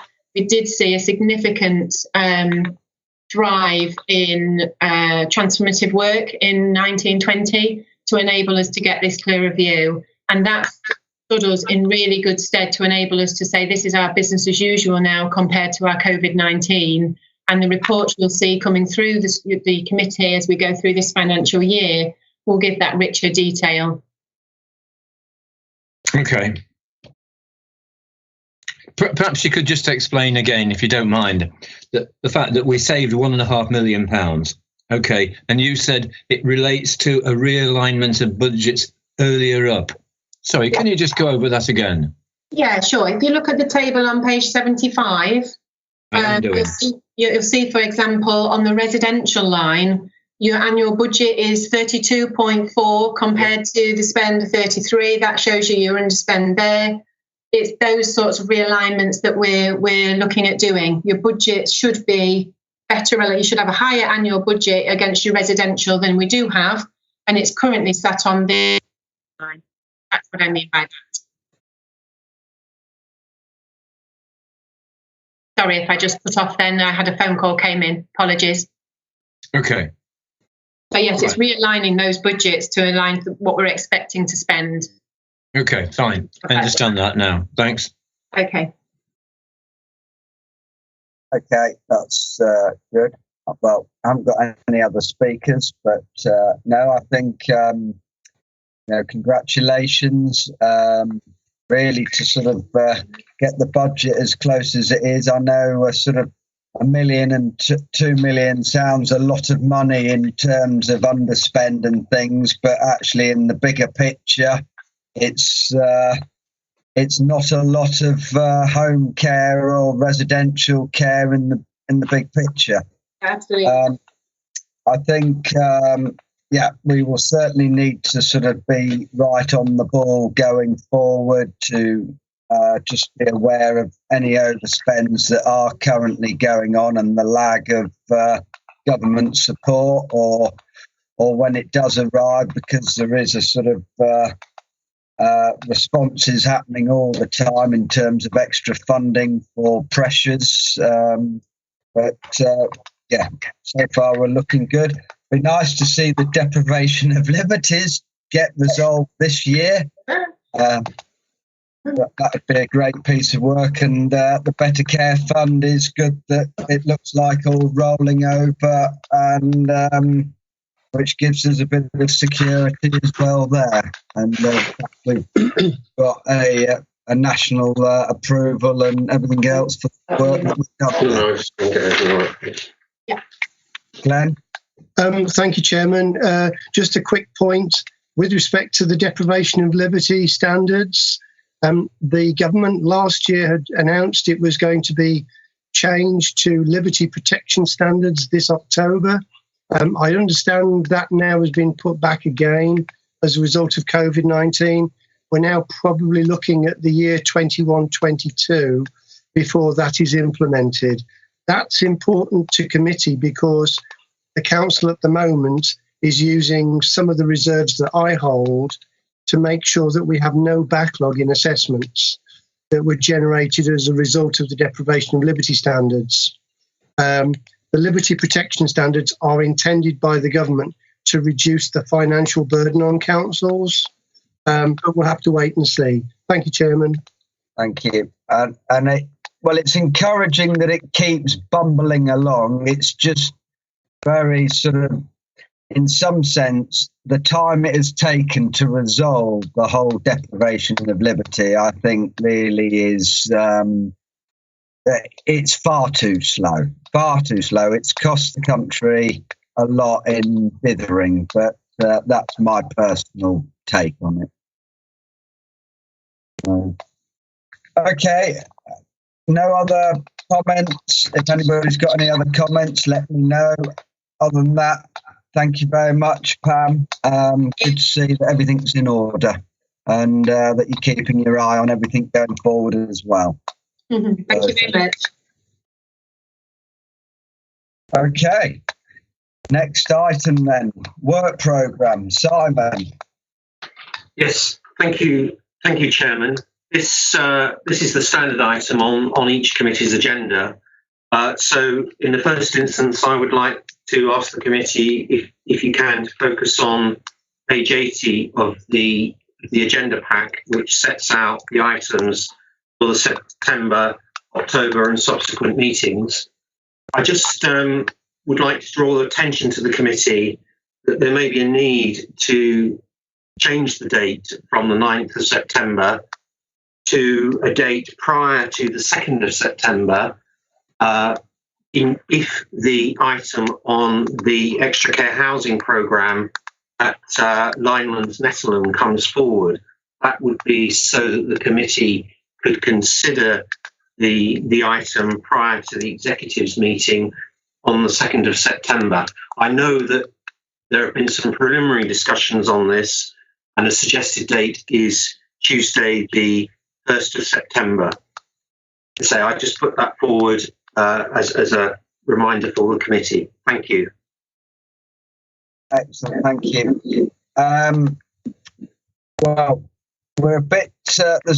We have looked at various ways around the fact that we're not 100% sure on the because we're quite a long way off. But if all goes to plan and the extra care housing is on the executive on the 2nd, then ideally I'd like to pull it to the 1st so that at least our response does go to the executive. And I think the extra care housing is a valuable piece of work that's being done by this council. We have been kept up to speed with it as it develops.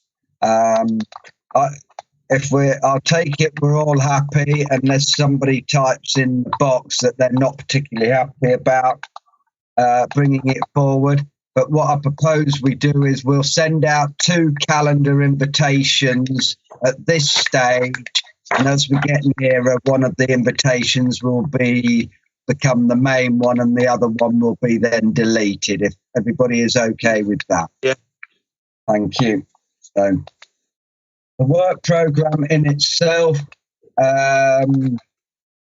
I think we're in quite good shape. We've sort of fairly well adapted to, because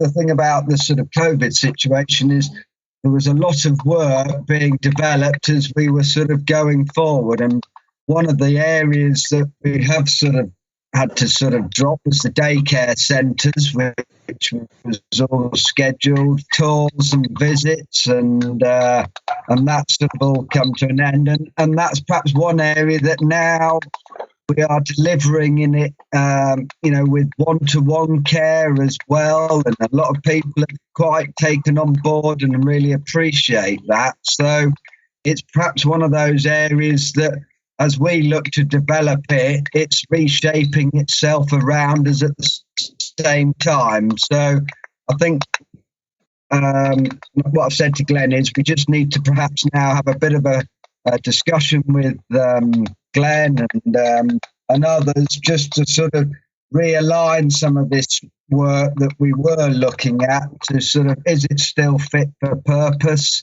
and reschedule accordingly. And I suppose in some sense, the 9th of September, our rural strategy is one of those areas that we're also working on. And the whole rurality of Lincolnshire, making sure that the services are fit for our Lincolnshire's ruralness. Anything else you want to say on that, Simon? Thank you, Chairman. No, I've got nothing to add to that. I know that we are planning to have an agenda planning meeting to look at the programme for the committee during the autumn. Thank you, Chairman. Okay, and the fact that we'll have this ongoing update in new ways of working and any issues and everything else as a sort of standard item going forward. I would just ask the committee, has anybody got anything that they feel we should be looking at right now, from whether either before COVID or post-COVID, or issues from COVID that you would like to put forward? I think, Mr. Chairman, if I may, we've had a very good report this morning under the first item about some of the really good work that's happening.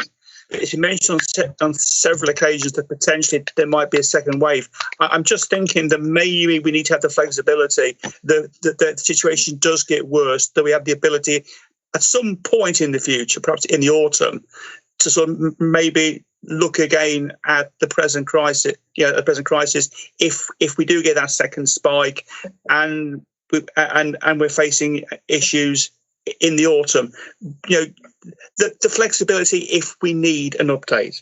Thank you, Mr. Chairman. Yeah, that's fine.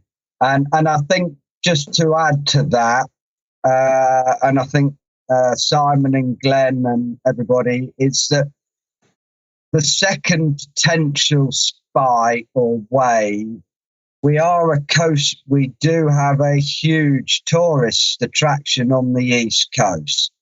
We are going to have potentially the biggest influx that we might have ever have had of lately, with everyone staying in the UK. Everywhere could be very busy.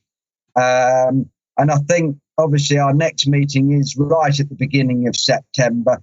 So an update on, in effect, the impact of tourism, that there might be we might have seen some our own spikes and issues, but I think we perhaps ought to have that on the agenda as a sort of just to see actually what really is the latest update, because we will just be past the peak at that point in time. Does that make sense? Rob, you wanted to come back? Thank you, Chair. Yeah, the point was bringing things together, because there are a number of things we don't know about the wave 2, which you mentioned. Is there going to be one? We do know that we thought, I got the impression from the early discussion on the first paper, that we would want another paper on the challenges as opposed to the excellent work. Not that they're separated, but I think we agreed that we would like to look at the challenges that we had to face, how we overcame them. And then there's that list that you referred to as Chair, items to be programmed. And it does seem as though to take, we're at the beginning, aren't we, of the year from April through, and it would be good to be able to populate the rest of the meeting, September, October, and November, with some meaty issues, which are current and important. Some of them I don't know about, which may have fallen by the wayside under these items to be programmed because they're no longer as relevant as they are now. So the opportunity between now and September could be to refresh the programme, bearing in mind the current and future expected important issues. Yeah, no, and we've also got to be mindful that actually time is creeping on for this our own council period at the minute, and we need to make sure we are sort of tidied up and everything's in good order. So we'll have a revamp before the next meeting, and then we can have another evaluation in September, looking at the forward plan going forward. So, and we'll discuss how we sort of deal with these challenges as well, and best way forward on that one. So, okay. Yeah.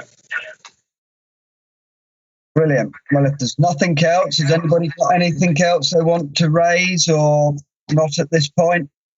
If not, I will draw the meeting to a close. Oh, Hugo, no, sorry, I have got something to say. Yeah. Can you hear me? I don't know if anybody else listens to Radio Lincolnshire, but I do a lot of the time. And every morning, and often during the day, we've had Derek and we've had Tony on there, and they've been absolutely brilliant. And I've written to them both to thank them, but honestly, they've just given so much wonderful information in such a measured and balanced way.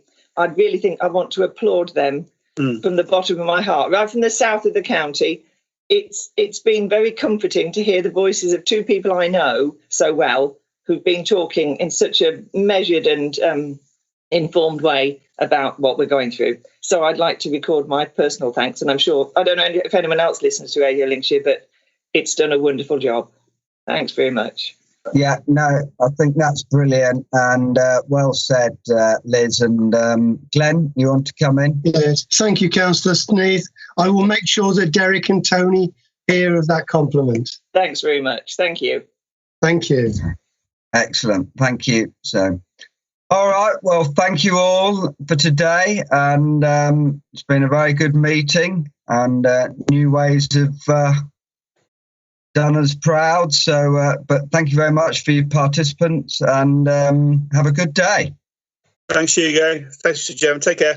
Bye. Thank you. Bye. Bye. Bye.